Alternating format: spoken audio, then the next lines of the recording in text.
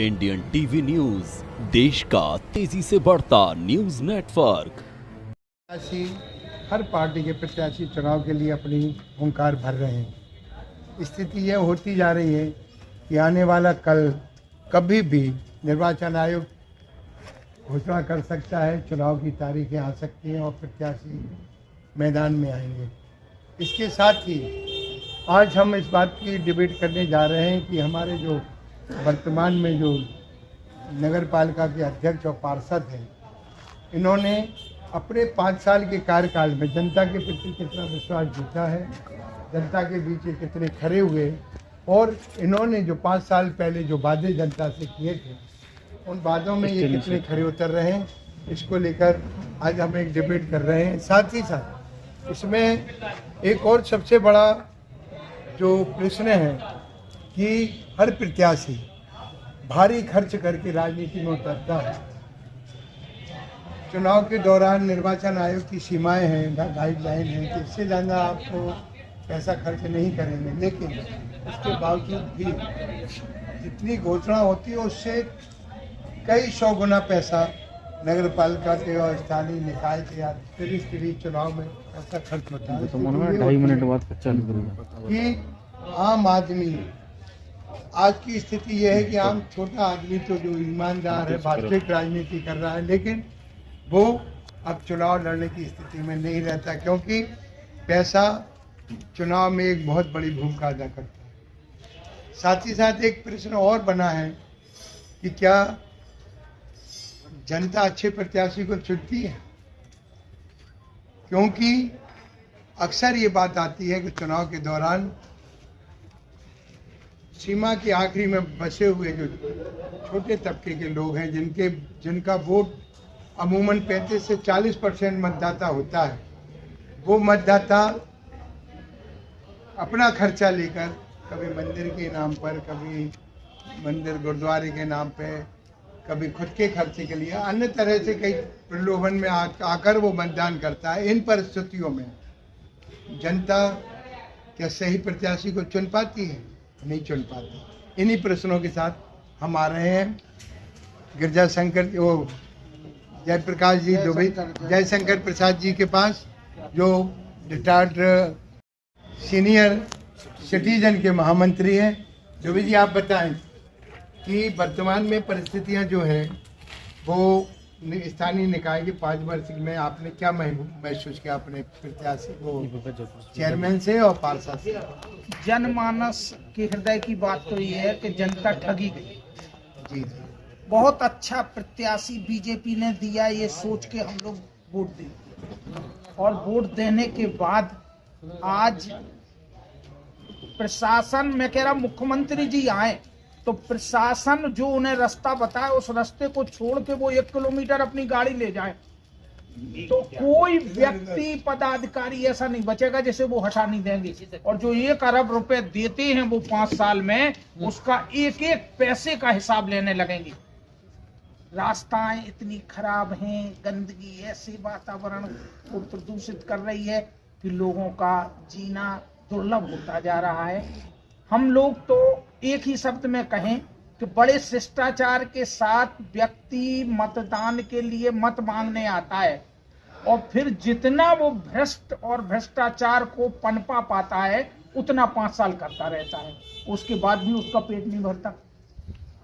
किसी के होटल भोपाल में बन रहे हैं, कोई 4 एकड़ जमीन बेचकर चुनाव लड़ा था तो 400 एकड़ हथिया चुका है।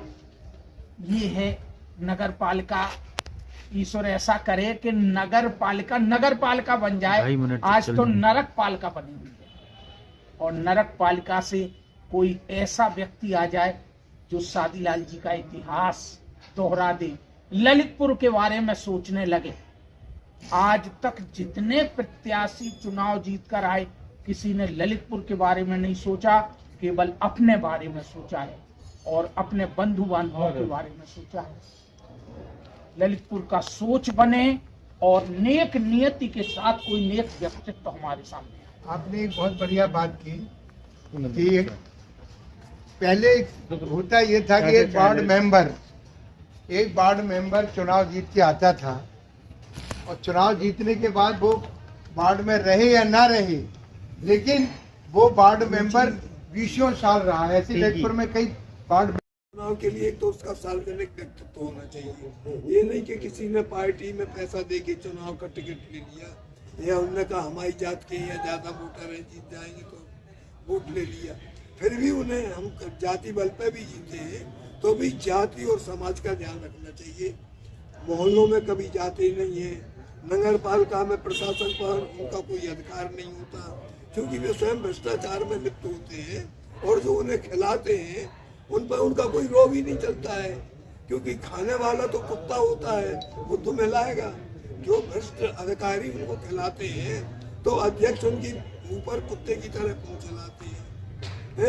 एक जमाना था, मैं नगर पालिका में रहा हूँ 10-11 वर्ष। मैंने ये देखा कि इस नगर पालिका में उस समय हरिहर नारायण जी चौबे नगर अध्यक्ष थे, पालिका अध्यक्ष थे।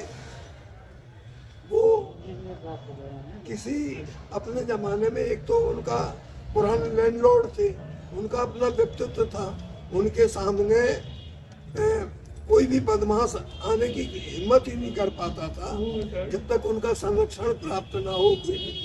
जो एक अब आदमी क्या होता है, 5 साल का जो वर्तमान में 5 साल है, इसकी बात बताएं। ये 5 साल में तो उन्होंने कुछ नहीं किया सिवाय भ्रष्टाचार के, और दूसरी कोई बात नहीं की। अगर मैंने फोन भी किया तो उनके पति अपने को अध्यक्ष समझते रहे, वो कहा मैं लखनऊ में हूँ, वो घर में लेटे और लखनऊ में है।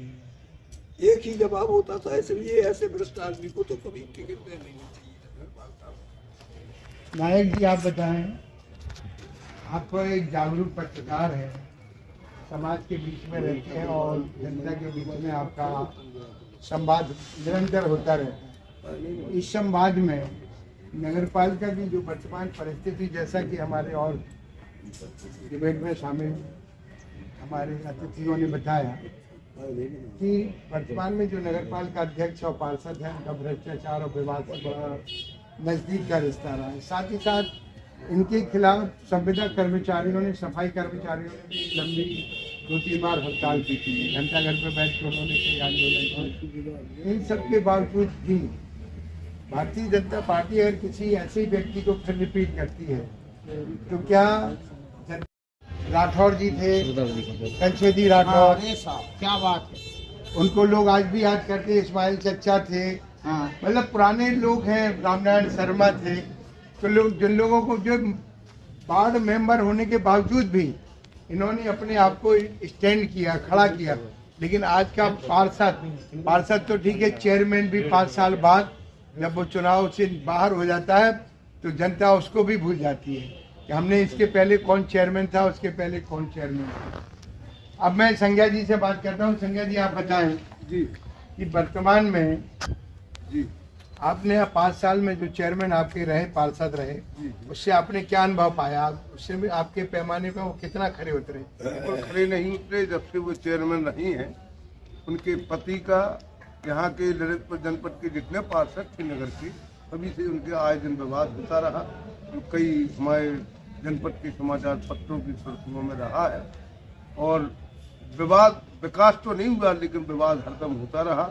जबकि उनको माननीय मुख्यमंत्री योगी आदित्यनाथ जी ने उनको अपने पार्टी से सीट दी थी, यह सोच करके कि हमारे ललितपुर नगर का विकास होगा, जबकि बिल्कुल विकास नहीं, शून्य है।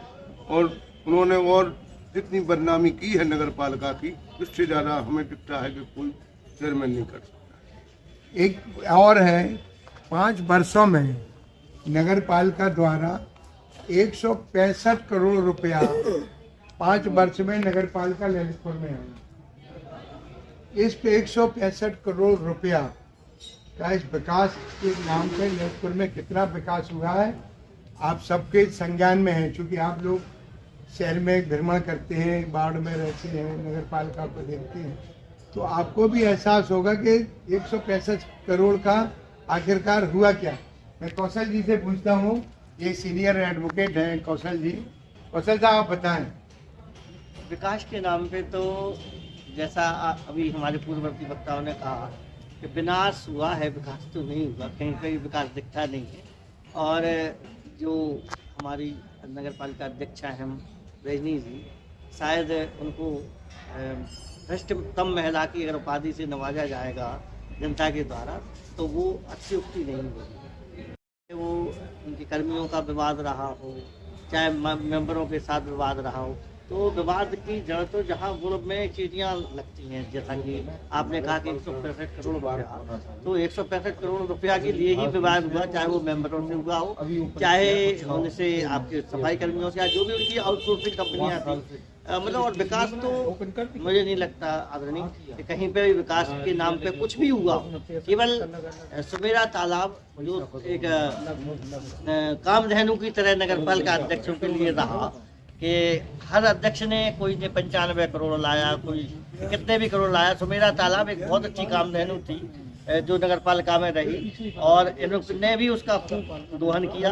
और अन्य बहुत सारे विषय हैं, मतलब एक डिबेट क्या, आपको कई डिबेट करनी पड़ेंगी कि ये जो नगर पालिका ये कार्यकाल रहा, इससे पूर्व में जो अध्यक्ष रहे माननीय वो भी काफी चर्चित रहे। अब हाँ, आपने टैंकों के लिए वही 84,000 में टैंक बना, पाली पंचायत ने बनाया, यहाँ ललितपुर पंचायत ने उसको 1.5 लाख में बनाया कि सेम कैपेसिटी रही, सेम चद्दर रही। तो मतलब डॉक्टर शादीलाल दुबे के बाद जो कार्यकाल रहा माननीय अध्यक्षों का, वो हमेशा विवाद का विषय रहा। और ललितपुर का दुर्भाग्य रहा कि हम लोगों ने अपेक्षाएं बहुत की जनप्रतिनिधियों से, लेकिन कोई भी जनप्रतिनिधि नीलम सिंह वर्मा से लेकर के और रजनी साहू तक कोई भी जनता की अपेक्षाओं पर खरा नहीं उतर पाया। आप देखिए, हमारे समीपवर्ती जिले हैं, टीकमगढ़ में राकेश गिरी जी नगर पालिका के अध्यक्ष रहे, उन्होंने कितना अच्छा काम किया। हमारी तालबेट नगर पंचायत मुक्ता सोनी का काम देखिए आप, तो उनका लोग सराहना करते हो, लगातार 3 पंचवर्षीय से वो नगर पालिका पंचायत की अध्यक्षा हैं। तो काम तो बोलता है भाई साहब, आप जो है, और हमारे यहाँ विकास का जो है विनाश और भ्रष्टाचार बोलता है। ऐसे ही दुर्भाग्य है इस ललितपुर नगर का। ललितपुर नगर पालिका का प्रथम चुनाव 1941 में हुआ था, जिसमें शिवदयाल तिवारी जी 1 साल 1 महीना नगर पालिका अध्यक्ष रहे। उनका नाम भी आज लोग स्नेह और प्यार और सम्मान से लेते हैं, लेकिन वर्तमान में जो पिछले 5 जो नगर पालिका अध्यक्ष रहे उनके बारे में लोगों की बातें, उनकी सोच जनता से पूछते हैं कैसी है।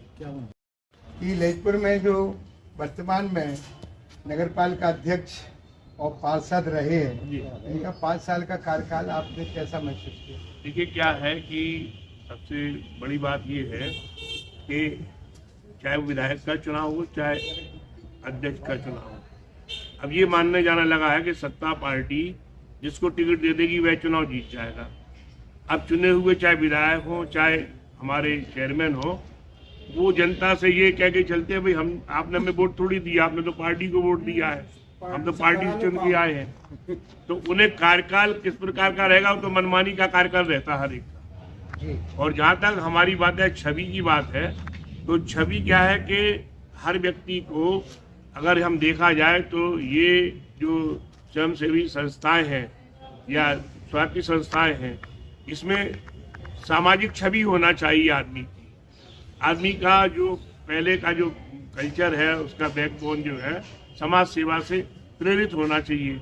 वह जनता से मिलनसार हो, जनता में समाज सेवा के अग्रणी रहता हो, और अगर वो चुनाव जीत जाता है तो ये जनता को धन्यवाद देने के लिए उसको हमेशा ही दिखना चाहिए, वार्डों में, नगर में घूमते हुए, दुख दर्द लोगों का पूछते हुए। तो लेकिन ये है कि पर पार्टी अब प्रजातंत्र में ये हो गई है कि जो सत्ता की हलक के अंतर्गत जो भी प्रत्याशी चुने जाते हैं वे अपनी हलक में ही सवार रहते हैं। उन्हें अपनी छवि अच्छी ही दिखती है, जनता की नज़र में छवि कैसी भी हो। हमारा यही कहना है कि जहाँ भी चुनाव हो, चाहे प्रदेश में हो चाहे कहीं भी हो, ऐसे लोगों को भी अगर पार्टी टिकट देती है तो प्रभावशाली लोगों को ना दें टिकट, ऐसे लोगों को जो धन और बल के द्वारा चुन के आए, ऐसे लोगों को दें जिनका व्यक्तित्व सामाजिक रहा हो, जो कुछ करने की क्रांति हो, जनता के बीच में छवि बरकरार करने के लिए जिस पार्टी से वो चुन के आए हैं उस पार्टी के भी आदर्शों और मूल्यों को आगे बढ़ाने में काम करें। मैं यही कहना चाहता हूँ। चुनाव में बेशुमार पैसा खर्च होता है। इस धन को खर्च करके जब प्रत्याशी चुनाव जीत के आता है तो सबसे पहले क्या वो अपनी भरपाई पूरी कर? जब चुनाव लड़ता है वो, तो सबसे पहले वो जीत की कोशिश करता है, और जब जीत जाता है तो सबसे पहले वो अपना जो लगा है उसको निकाल कर और दुगना और तिगुना करने की कोशिश करता है। उसको विकास कार्य कुछ नहीं दिखता है, चाहे वह नगर पालिका अध्यक्ष हो या वार्ड मेंबर हो।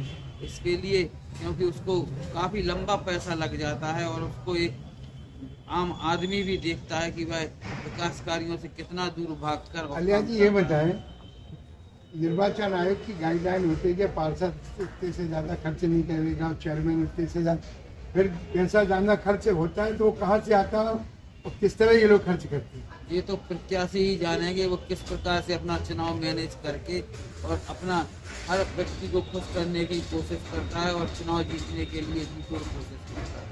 उसमें वो पैसा क्या आप मानते हैं कि वो पैसा नंबर 1 और नंबर 2 का खर्च होता है? नंबर 1 और नंबर 2 और नंबर 3 भी अगर कोई होगा तो उससे भी खर्च निकाल कर अपना चुनाव जीतने की आदमी कोशिश करता है। तो आप मानते हैं कि पैसा गलत ढंग से आके मतलब नंबर 2 का पैसा चुनाव में खर्च होकर नंबर 1 में हो जाता है?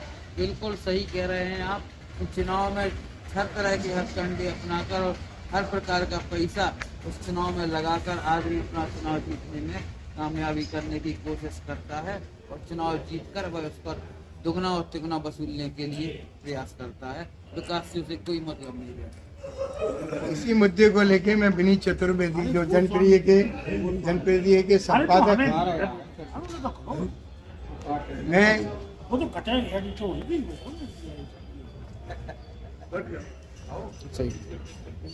अब मैं राजा राम गोस्वामी जो रिटायर्ड जूनियर इंजीनियर पीडब्ल्यूडी रहे हैं, उनसे हम पूछते हैं कि नगर पालिका में उनके वार्ड में कितना विकास हुआ। वर्तमान में नगर पालिका अध्यक्ष से वो कितना अपने 5 साल के कार्यकाल में कितना मानते हैं? मैं इस संबंध में आपसे क्या कहूँ, क्योंकि ये एक सत्य कटु होता है, और यहाँ तो कटुता में भी निम्न स्तर की हो गई है बात। जब से जो आदमी चुनाव जीतता है फिर दोबारा दर्शन नहीं भेजना चाहिए इनको फिर से चुनकर, क्योंकि इनने नगर पालिका को पहली बात तो नरक पालिका बना के रख दिया। भ्रष्टाचार इनके समय पे चरम सीमा पर रहा, और इनकी आय की जांच भी सीबीआई द्वारा होना चाहिए, इनकी संपत्ति की जांच होना चाहिए सीबीआई द्वारा। मैं तो ये मांग करता हूँ कि इनकी संपत्ति की जांच होना चाहिए। इनने इतना भ्रष्टाचार किया इन्होंने, जो आप बता रहे 180 करोड़ 165 करोड़ रुपए नगर पालिका में आया, तो ये कहीं भी विकास के लिए नहीं लगा, ना ही विकास के लिए बिल्कुल इनका परिवार का विकास तो हुआ है, नगर का विकास बिल्कुल नहीं हुआ है। इनकी सीबीआई जांच होनी चाहिए, और जो भी इनके खिलाफ जो आप बता रहे जैसे धरना हुए उनके कर्मचारियों ने किए, तो इनके सारे भ्रष्टाचार के कारण ये धरना हुए। और एक बहुत बड़ा मुद्दा है शहर के नालों का, कि नाले कहाँ गए? नालों पर अतिक्रमण हो चुका है, और इनका पैसा भी इनको मिला है। इन लोगों ने सांठ-गांठ करके नगर पालिका अध्यक्ष ने उन नालों पर कब्जा कराया, और काफ़ी बड़ी बड़ी बिल्डिंगें बनी हैं नालों के ऊपर। उनमें बिल्डिंगों को फिर से टूटना चाहिए, और विकास बिल्कुल नहीं हुआ। विकास इनके परिवार का हुआ, इनकी सीबीआई जांच होनी चाहिए।